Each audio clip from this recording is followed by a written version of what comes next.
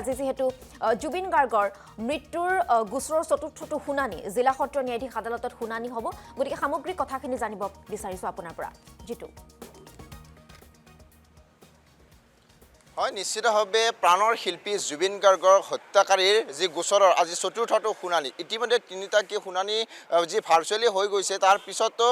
যেহেতু দুখন কি আবেদন দাখিল কৰিছিল এই হত্যাকাৰীৰ এগৰাকী আছিল অমৃতপ্ৰভা মহন্ত আৰু জুবিনদাৰ যিগৰাকী আছিল দেহৰক্ষী এই দুয়োগৰাকী যি জামিন আবেদন দাখিল কৰিছিল ইহঁতৰ আজি চতুৰ্থটো শুনানিত তেওঁলোকৰ যি শুনানি হোৱাৰ যি সন্দেহ আছে কিন্তু ইয়াৰ লগতে উল্লেখ কৰিব লাগিব প্ৰাণৰ শিল্পী জুবিন গাৰ্গ যি হত্যাকাৰী এই হত্যাকাৰীৰ শ্যামকানু মহন্ত সিদ্ধাৰ্থ শৰ্মা শেখৰ জ্যোতি মহন্ত এওঁলোক যেহেতু বাক্সাৰ যেহেতু তেওঁলোকক আদালতত ৰখা হৈছে এই আদালতত তেওঁলোকক কাৰাগাৰত যেহেতু ৰখা হৈছে কাৰাগাৰৰ পিছতে তেওঁলোক ভাৰ্চুৱেলি তেওঁলোকৰ যি শুনানি হ'ব আনফালে যেহেতু অমৃতপ্ৰভা মহন্ত আৰু শেখৰ জ্যোতি গোস্বামীক যিহেতু কাৰ্বি আংলঙত যিহেতু তাতে আদালতত হাজিৰ কৰা হৈছে এই কথাখিনি গোটেই কেইগৰাকী হত্যাকাৰীৰ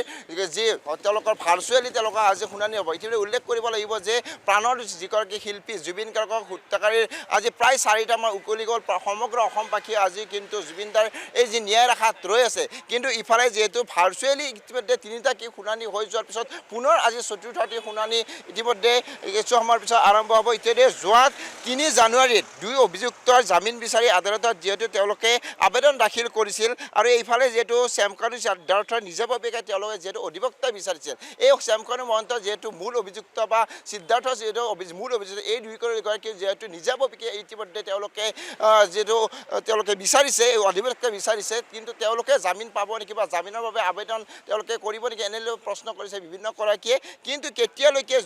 জুবিন গাৰ্গে ন্যায় পাব তাক লৈ বিভিন্ন সময়ত প্ৰশ্ন কৰা হৈছে ইফালে আমি পাঁচজনকৈ অতিৰিক্ত লোকক যিহেতু অধিবক্তা 5জন অধিবক্তা ইতিমধ্যে চৰকাৰী ফালৰ পৰা তেওঁলোকে নিয়োগ কৰিছে কিন্তু এই যে শ্যামকানু মহন্ত সিদ্ধাৰ্থ শৰ্মা অমৃতপ্ৰভা মহন্ত আৰু জুবিন গাৰ্গৰ যি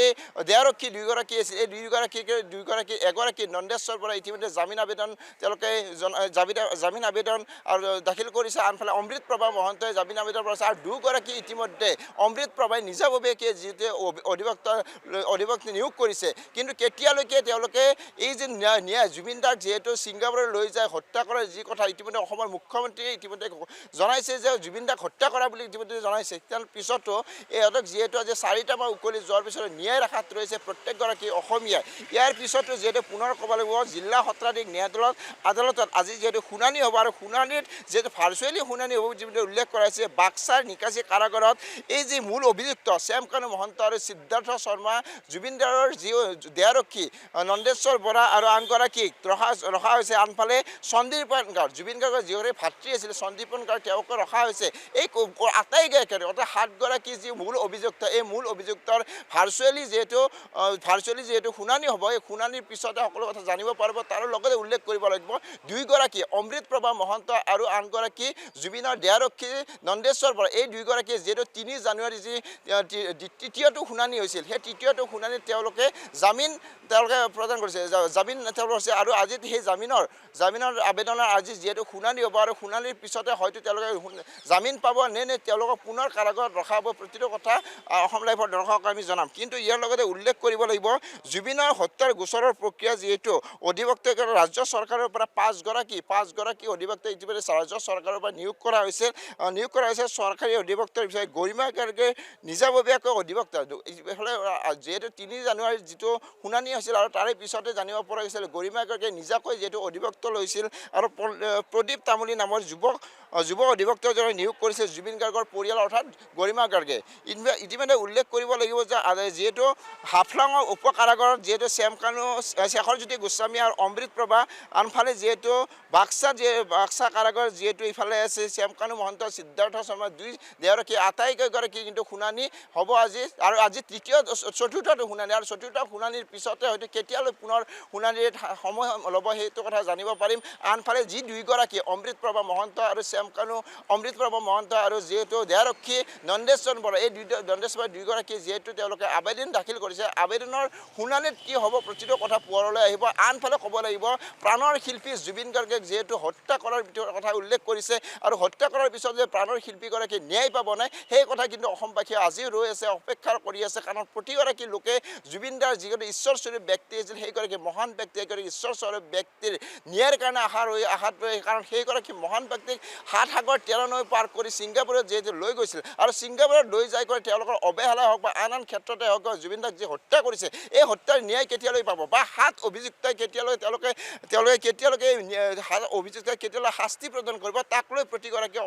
প্ৰতিগৰাকী জুবিন প্ৰেমিকে হ'ব প্ৰতিগৰাকী অসমবাসীয়ে কিন্তু আজি অপেক্ষাত ৰৈছে কাৰণ জুবিন গাৰ্গ যিহেতু তেওঁলোকে ৭ সাগৰ ১৩ নৈ ছিংগাপুৰত লৈ গৈছিল শ্যামকানু মহন্ত যিগৰাকী দালাল স্বৰূপ ব্যক্তি আছিল যিগৰাকী শ্যামকানু মহন্ত সিদ্ধাৰ্থ শৰ্মা লুটিপুটি খোৱা সেইগৰাকী সিদ্ধাৰ্থ শৰ্মাৰ কেনেধৰণৰ শাস্তি হ'ব অমৃত প্ৰভা মহন্ত বা জুবিনৰ যি বিশ্বাসী হিচাপে তেওঁলোকে ৰাখিছিল দুয়োগৰাকী দেহাৰক্ষী নন্দেশ্বৰ বৰা আৰু আনগৰাকী এইকেইগৰাকী কেনেধৰণৰ শাস্তি হ'ব তাক লৈ প্ৰতিগৰাকী অসমবাসী প্ৰতিগৰাকী লোকে আজি ৰৈ আছে কিন্তু ইতিমধ্যে তিনিটাকি শুনানি পাৰ হৈ আজি চতুৰ্থটি শুনানিৰ কাৰণে শুনানি হ'ব কিছু সময়ৰ পিছতে কিন্তু এতিয়ালৈকে জুবিন দাই কোনো ধৰণৰ ন্যায় পোৱাৰ আশা পোৱা নাই কোনোগৰাকী অসমীয়াই প্ৰতিগৰাকী অসমীয়াই আজিও কান্দি আছে প্ৰতিগৰাকী অসমীয়াই প্ৰতিটো উৎসৱতে জুবিন দাৰ ক্ষেত্ৰত প্ৰতিগৰাকী লোকে ওলাই আহিছে প্ৰতিগৰাকী লোকে আজিও জাষ্টিছ ফৰ জুবিন গাৰ্গ হিচাপে সামাজিক মাধ্যমত লিখি আছে তাৰ পিছতো অসমবাসী জুবিন দাৰ এই ন্যায় পাবনে নাই তাক লৈ ইতিমধ্যে প্ৰশ্ন কৰিছে তিনিটাকি শুনানি পাৰ হৈ যোৱাৰ পিছতো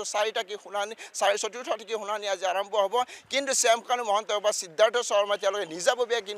নিজাববীয়াকৈ তেওঁলোকে ইতিমধ্যে অধিবক্তা বিচাৰি লৈছে আৰু অধিবক্তা লৈছে যাতে তেওঁলোকে শুনানি পাব নেকি তাক শুনানিৰ পিছত তেওঁলোকে যিহেতু ন্যায় পাব তেওঁলোকে ন্যায় দিব পাৰিব নে তেওঁলোকে জামিন পাব নেকি এনেধৰণৰ প্ৰশ্ন বা বিভিন্ন সময়ত উল্লেখ কৰি আছে কিন্তু আমি পুনৰ ক'ব বিচাৰিছোঁ জুবিন গাৰ্গ যি হত্যা কৰিছিল ৭গৰাকী যিটো মূল অভিযুক্ত এই ৭গৰাকী মূল অভিযুক্ত কেতিয়ালৈ শাস্তি পাব সেই তাক লৈ প্ৰশ্ন কৰিছে বিভিন্ন কেইগৰাকী শ্যামকানু মহন্তই হওক বা সিদ্ধাৰ্থ শৰ্মা হওক এই দুয়োগৰাকী যিহেতু বিশেষভাৱে মূল অভিযুক্ত এই দুয়োগৰাকীৰ শাস্তি কেনেকুৱা ধৰণৰ হ'ব অমৃত প্ৰভা মহন্ত হওক বা শেখৰজ্যোতি গোস্বামী হওক সন্দীপন গাৰ্গ হওক নন্দেশ্বৰ বৰা হওক বা আন এগৰাকী তেওঁলোকৰ শাস্তি কেনেকুৱা হ'ব প্ৰতিগৰাকী অসমীয়াই ৰৈ আছে তেওঁলোকে জামিনত পাই মুকলি আকাশৰ তললৈকে আহিব নেকি তাক লৈ ইতিমধ্যে প্ৰশ্ন কৰিছে কাৰণ এই কেইগৰাকী ব্যক্তিয়ে জুবিন দাক হত্যা কৰাৰ কথা ইতিমধ্যে উল্লেখ কৰিছে মুখ্যমন্ত্ৰী নিজাববীয়াকৈ কৈছে আপোনাক ধন্যবাদ জ্ঞাপন কৰিছোঁ পুনৰবাৰ আপুনি অধিক তথ্য আপুনি আমাক জনাব কিছু সময়ৰ পিছতে পুনৰবাৰ আপোনাৰ সৈতে আমি সংযুক্ত হ'ম এই মুহূৰ্তত ধন্যবাদ জ্ঞাপন কৰিছোঁ জিতুমণিক